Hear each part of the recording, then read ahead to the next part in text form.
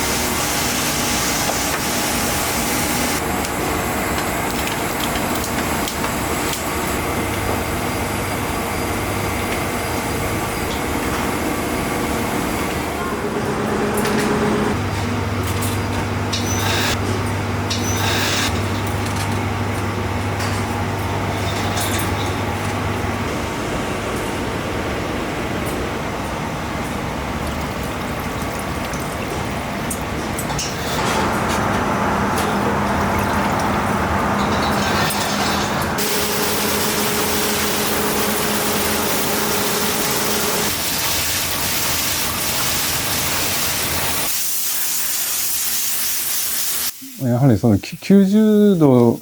直角の定規っていうところで、非常に一見バランスが悪いものなんですね。日本の場合は必要最小限のその90度の定規、本当のプロの方が触ると、これが一番調子がいいんだよねっていうほんの細かい違いなんですけど、そういった少しの違いも品質に関わってくるので、